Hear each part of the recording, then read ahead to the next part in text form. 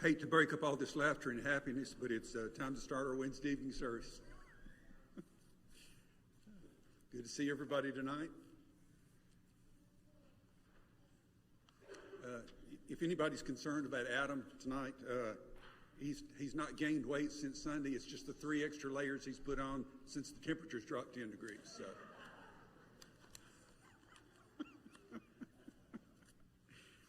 First song tonight will be number 425.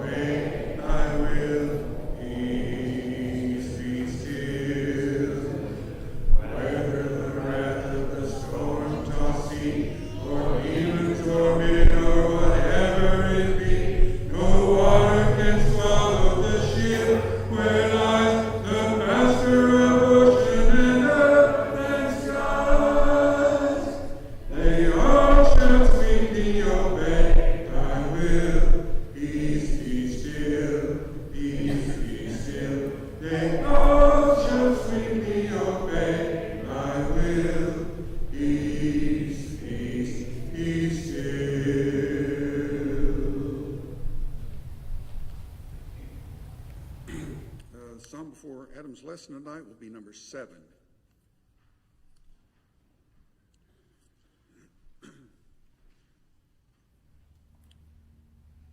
Number 7. We'll sing the 1st, 3rd, and 5th verses.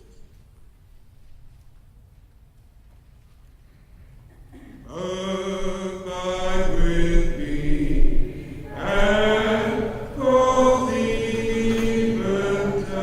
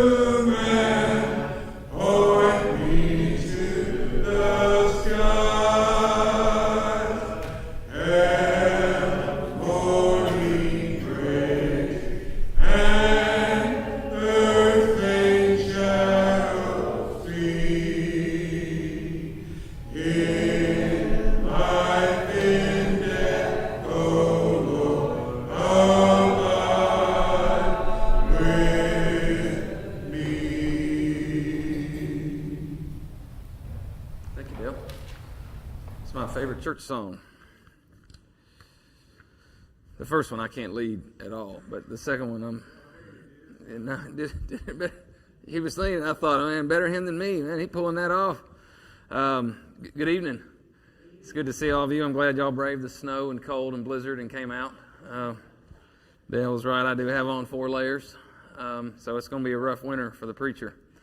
I don't read much anymore.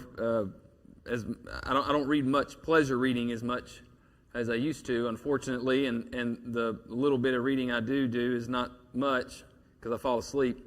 But I'm trying to read a little bit on the life of Charles Dickens, and if it's not boring, it's depressing, especially the first of his life. If you don't know much about Charles Dickens, it's just a man who grew up in poverty, whose father was in a debtor's prison, whose mother didn't think much of him, and who worked all he could in a sweatshop. Kind of sounds like Oliver Twist. Gives you an idea where he got all his motivation and stories from. But I just read his life and I think, man, I got to quit reading this. It's just depressing. He would work for a few shillings a week, and if it didn't make matters worse, the shop that he worked at, they moved all those boys to the open windows so the people in the streets could look at them and feel sorry for them, and they wanted the public to look at that and think to themselves, you don't want to end up like this. So, Dickens is not just doing this horrible work, making no money, but, he's got to deal with the shame along with it. His father got out of debtor's prison, and his dad wanted to move them all to a new house, and Dickens' mom said, no, he's got to stay where he is. So, the man just had, a lot of problems. If it wasn't financial, it was emotional. If it wasn't emotional, it was, with his parents, relationships. Just problems compound. And I guess I keep reading it because I'm finding that, the more I deal with people's lives, the more I'm finding that to be true, not just of Dickens, but, of everybody. I've got a friend of mine who is unemployed, and they're on unemployment because they don't have a job. And don't know if any of you are on unemployment, but unemployment's about $242 a week. And so you do the math, it's like $960 a month, kind of. And they're on food stamps, and they're getting about $800 a month, and that sounds like a lot, and it is, but they've got 1 kid. So for a month's worth of bills, they make about $750, $760. And they've got a small child, and so they've got daycare costs and rent costs and utilities costs like the rest of us, and food costs and gas costs and insurance costs. And what I've learned, the problem is, not like the problem, I'm going to solve it, but what I've learned the problem with the rest of us, maybe just me, is that I try to solve everything. There's got to be a solution to all this.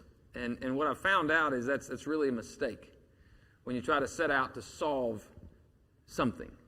Sometimes things aren't solvable. Sometimes you just can't do it. They've tried to, solve it themselves, and so they start to look at, how much things cost. They look at their rent. They look at daycare. And, if you're not working, what do you need daycare for, right? But what's the problem if you pull the kid out of daycare? Do what? Can't get them back in. The wait list for daycare is 20 or 30 long.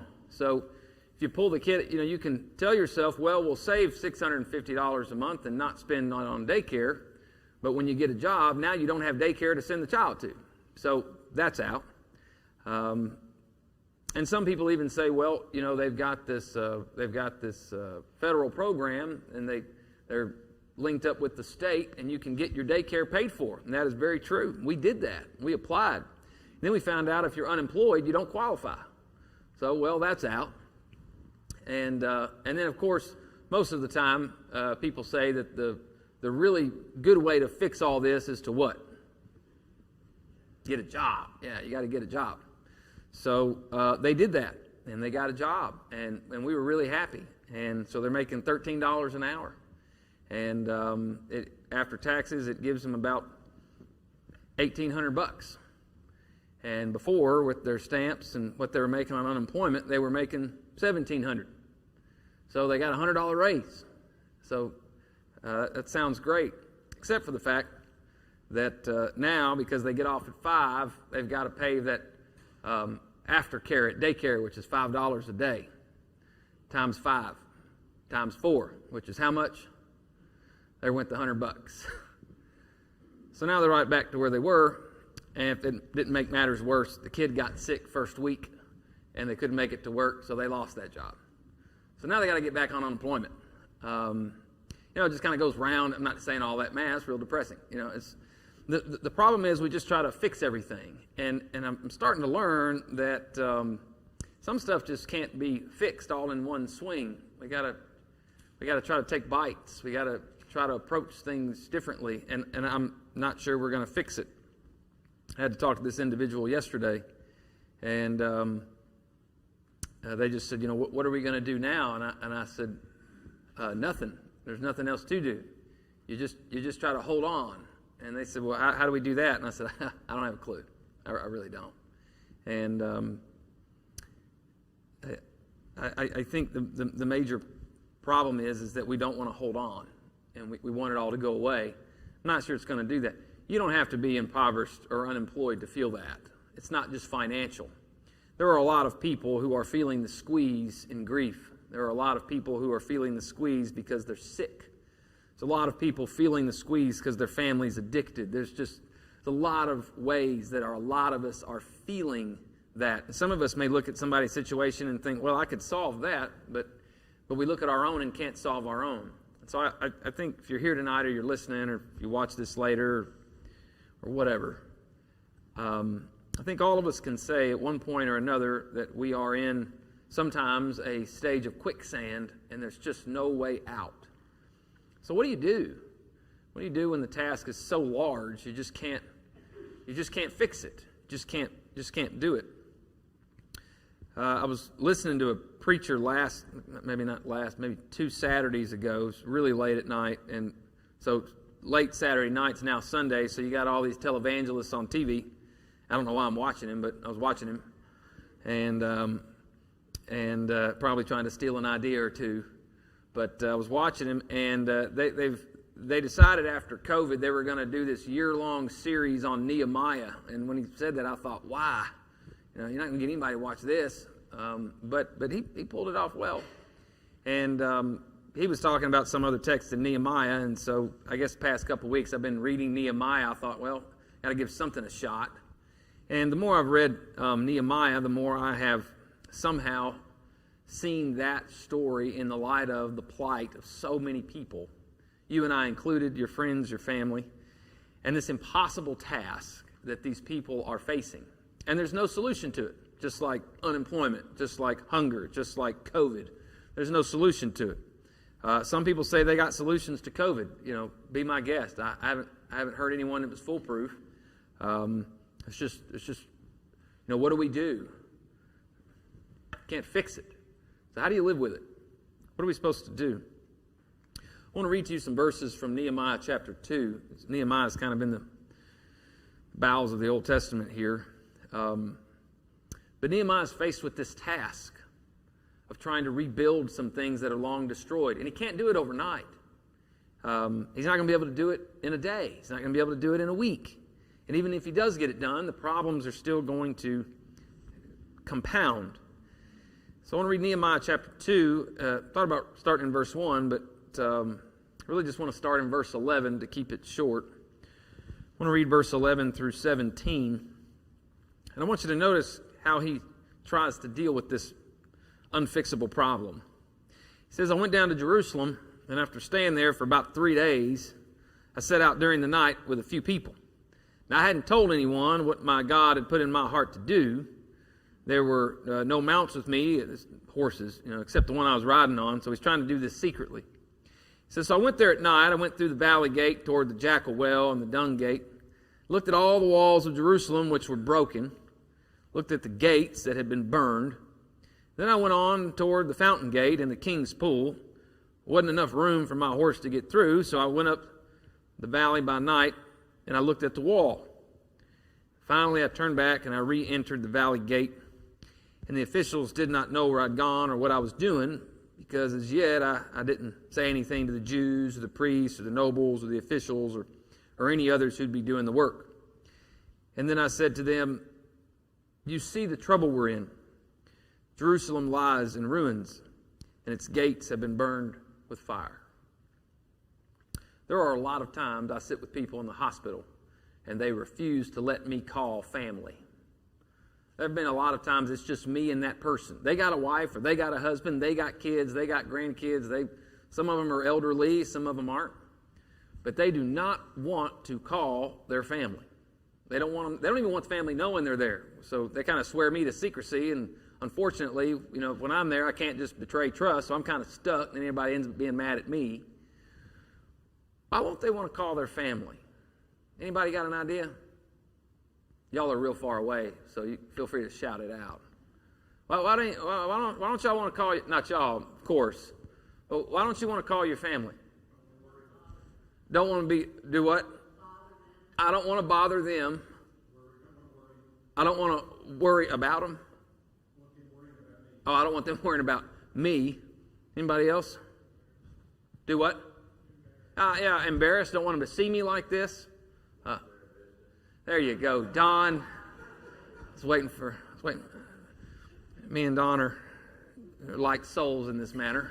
I think we've had this conversation a couple times the 5 or 6 years I've been here. What'd you say again, Don? It's none of their business. And he said that, and a couple of you just kind of looked at him funny. I won't tell Don who did, but I'm with Don on this one. It's none of their business. I don't want them to see me like this. And if they come, and some of you may not like this either, but when I'm there in the hospital and people come to visit, let's say I'm in the hospital bed and I'm not feeling good and it's bad, and then you come in. What do I got to do now? What'd you say, Ronnie? I got to entertain you. Now, some of you are thinking, man, I ain't never going to visit nobody else. Look, we're not saying that's how everybody is, but you can't deny there's some feelings here. And, they come in, I need to, and I've even visited people and they've pulled the sheets over their head. I'm not lying to you. Some of you may be laughing because it was you too, but, they pulled the sheets and they say, oh, I don't have my face on. Oh, I don't want you to see me like this. And you know what? When people see me at my most vulnerable, if I had a sheet, I'd pull it over my head too. It's not shame so much. It's just I don't look my best, feel my best. I'm not at my best, and I don't want you to have. There's this tendency to try and hide and run from what reality is. There is that tendency. And I know we've got a doctor in the house tonight. I know y'all have met with your own doctors. Some of the hardest things we have to do is to accept a diagnosis, is to accept advice. I've been in the room where doctors say, here's the diagnosis, and here's the prognosis, and here's the time. And it's like it went through one ear and out the other. I've heard them say, you've got this long to live, but if you'll quit doing X, Y, Z, and you'll start doing ZYX, then you've got this long to live. Y'all have been in plenty of rooms. Do people listen to that? No, of course not. Because we want to run from reality. We don't want to deal with that. In these 7 or 8 verses here, Nehemiah does a lot. He's going out in secret because ain't nobody else's business what I'm doing. And he examines the problem because it's a problem. And if you notice the details here, he looks at the walls, they're shot. He looks at the gates, they're shot. Tries to go down to the other wall, it's shot. Goes down to the pool. I don't know what that looks like. And he has to assess everything. And then he comes back and he looks at everybody who's there, who's been ignoring this the whole time. And again, in verse 17, he doesn't have any good bedside manner here. He'd make might make a great doctor. He says, Jerusalem lies in ruins and its gates have been burned with fire. Don't y'all think they knew that? Why is he having to tell them?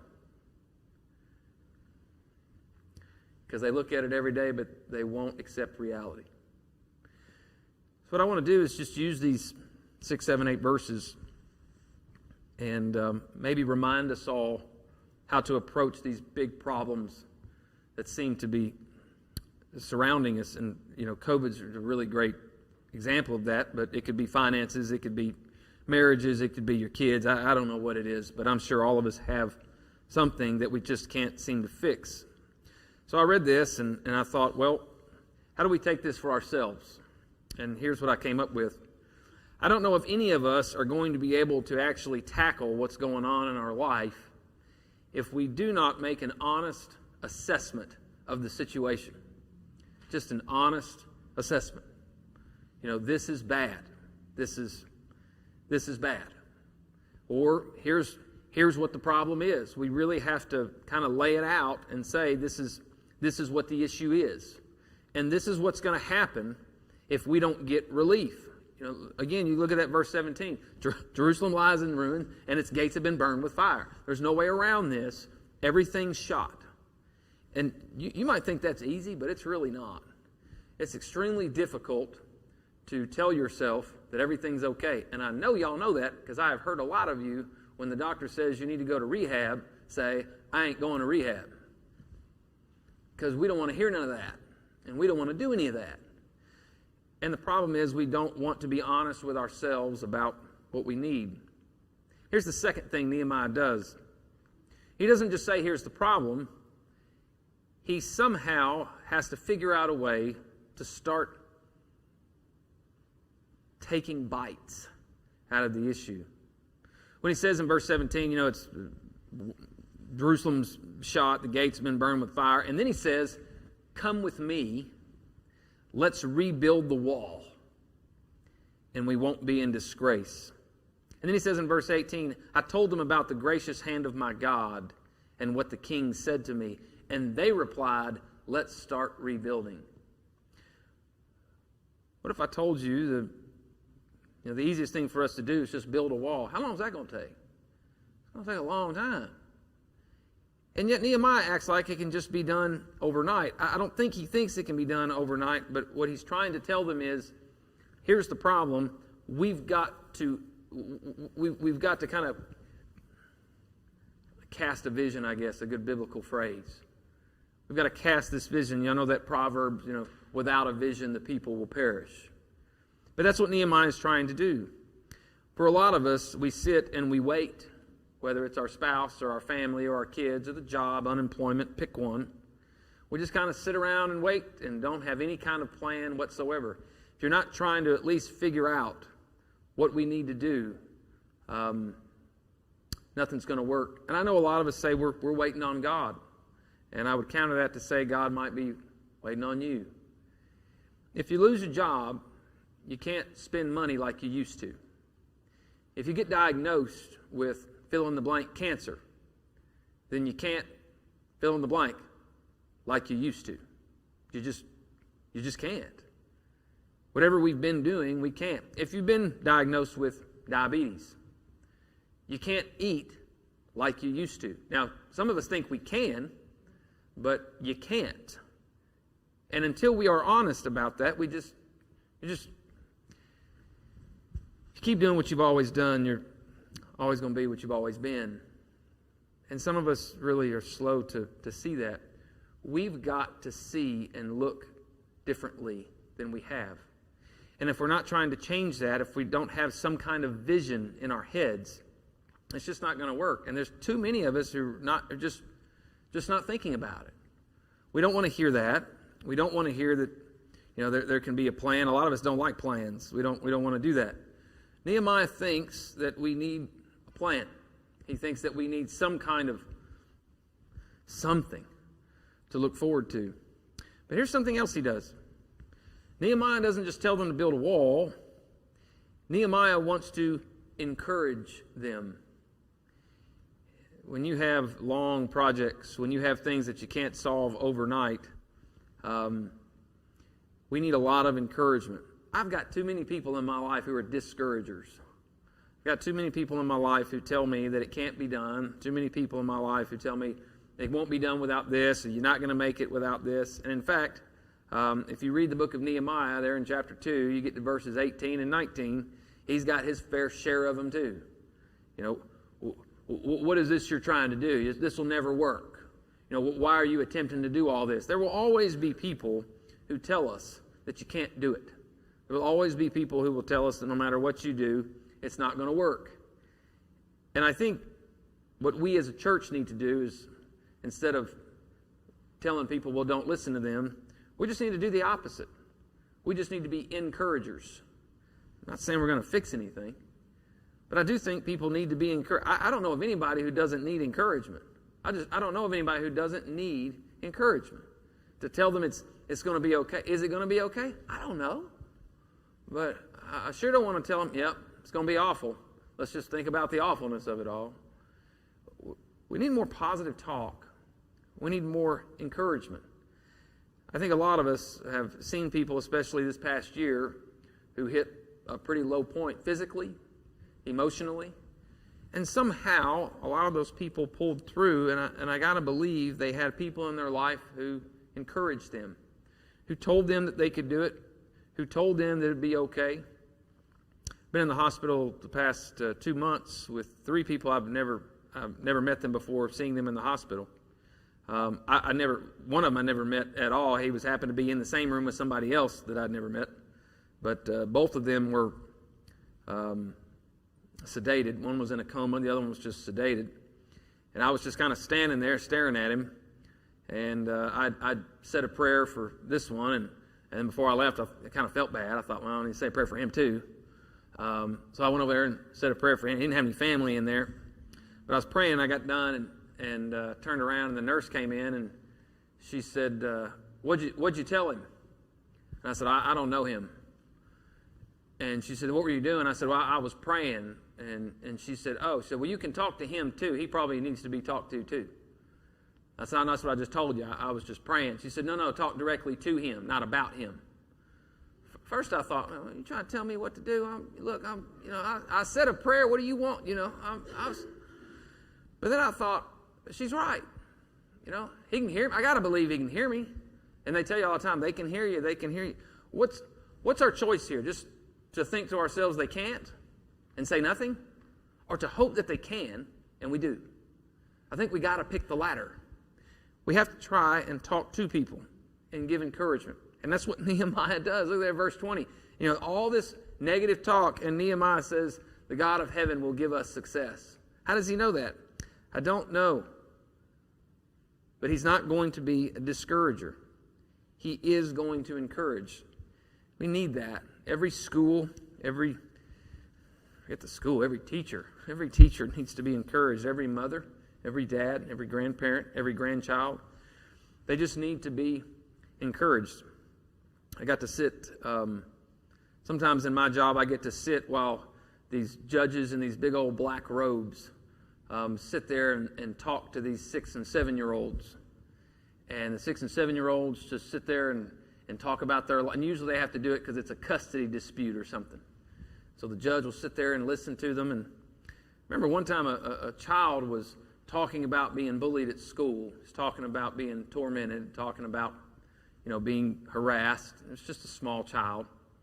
And the judge asked a question. This child would just light up and say whatever they wanted. And the child said, well, let's name the kid's name.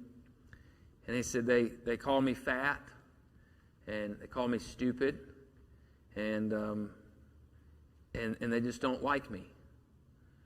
And the judge looked at that person, this little girl, 7, 8, 9 years old. He said, I think they're stupid. And I thought, what if she goes back and tells the kid? And he said, and if he ever says that to you again, he says, you tell him your best friend is the judge. He said, and I want to know about it. Now I thought to myself, what are you going to do? You're going to go follow him around at school? You know what he's going to do? I don't know. But the point of that was to encourage the little girl. And here I was thinking, how are you going to do that? Here I am looking at the big picture. It's really not about the big picture. It's about this one problem right now, right in front of us. And the judge was trying to do that simply by encouraging. Did it work? I don't know. But I know she was encouraged that day, and I know that she felt better that day. Something else we got to do. It's not just something that we do today. We got to do it every day. When you read Nehemiah, if you get time and read it, these people end up starting to build this wall, and they do it for like 50 or 51, 52, 53 days, all in a row. I started to think to myself, what about home life? Are they going home to check on the homestead? Are they, taking care of the bills at home? Or what about the kids? Or what about the honey-do list? Like, what about all that stuff? I don't think they were thinking about that. I think all they were trying to do was just stay the course, to keep on, to keep moving, to keep pushing. We can't just encourage. We have to encourage people every day. And we have to continue to do it. Anybody ever visited that Survivor Tree in Oklahoma City? Anybody been out there? Nobody? I mean, I haven't either, so I don't. Miss Kitty, you have? You ever seen that tree? It ain't the prettiest thing to look at. I've seen prettier trees. But people travel for miles to take pictures with this 100-year-old American elm tree in Oklahoma City. You look it up online. There's all these images of it. And the reason they go see this tree is not because it's a pretty tree. The reason they go see this tree is not because it's been around longer than all the other trees. The reason they go see it is because this tree sits just yards away from where Timothy McVeigh blew up his bomb and killed almost 200 people and wounded almost 1,000 others. And this tree was buried in all the rubble. And then one day, the tree began to bud. Everybody thought the tree was dead. Green leaves start pushing things away. And so they named the tree the Survivor Tree. Because through all that dirt and grime, that tree somehow had a will to live. It's that will. It's us doing it every day, trying every day and not giving up.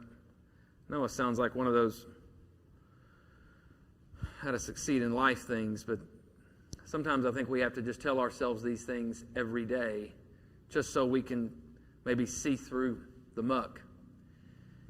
Whatever we do, it's not going to be easy. When Nehemiah says there in verse 18, let's start rebuilding, and then it says they began the good work. When you build a wall, you got to, carry huge trees and these big massive stones and use all these tools and pick up all these things that weigh several tons. There's a lot of us who are asking God to do some hard work, and I'm wondering if any of us are willing to do the hard work. It's tough. It's hard. Like my friend asked me, what are we going to do? And at this point, I don't know. I'm out of options here. We've pulled every string, hit every button, called in every favor. And so I told them, we're just going to solve today's problems today. It's like math. That's a problem. And so we're going to try to solve that problem. And they said, well, what about tomorrow when we have that problem? And I said, well, tomorrow we're going to solve tomorrow's problems. And they said, well, but what if these problems roll over? I said, well, then we'll have two problems tomorrow. But all we can do today is solve today's problems. That's it. But we've got to try and solve them. There's a book. It's like 30 years old now, I think. It's written by Daniel Cox. It's called Seize the Day. And the book's okay, I guess. But there was a story in that book. I guess either somebody gave me a copy of it or I made a copy of it a long time ago. But come to find out, Daniel Cox, who wrote the book, he's a former jet pilot. And he tells the story about when we started getting these new jets, when jets first kind of came on the scene. And he said they were unlike their predecessors. And I thought, what came before the jet? Y'all remember what came before the jet? Yeah, the propeller planes. So he said, you have these jets with all this speed, and they're totally unlike the planes that came before them. He said, because now you have to start thinking about pilot ejection. And so when they came out with these jets, they thought they had everything done, but Cox starts to talk about when they had to go through to test how to get pilots out of the plane. And so he talks about the process that they went through. And so it's kind of sophisticated, but I used to think a pilot just hits a button and they go. It's like the movies, right? You just hit the button and you fly out. And I've seen Top Gun. I don't think I've seen Top Gun, but I've seen pieces of it enough to know you just hit a button, you go out, and like Tom Cruise, I guess, you just kind of parachute down there.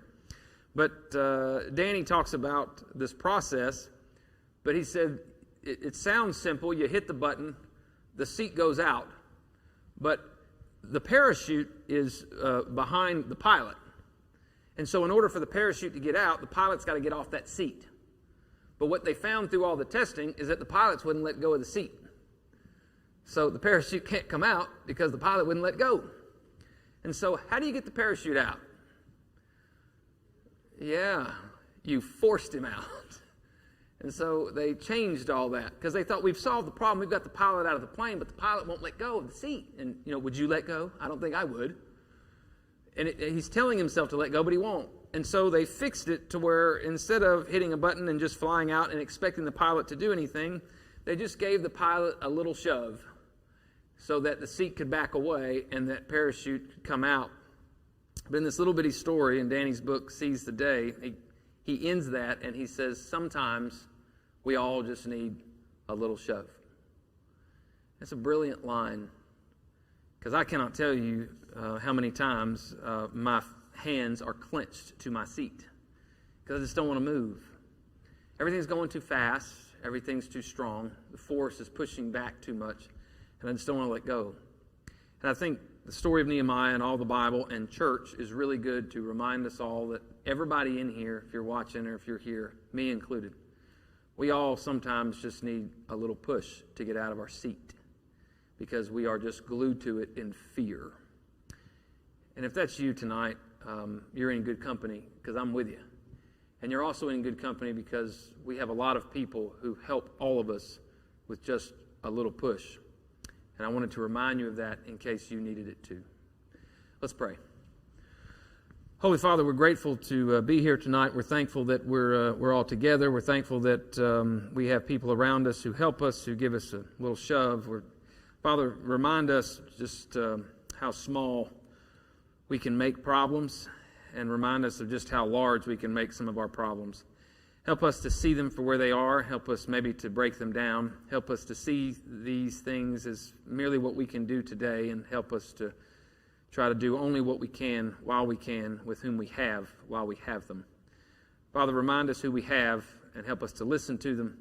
Be with us and keep us strong. It's through Jesus' name we pray. Amen. We're going to have another prayer in just a few minutes.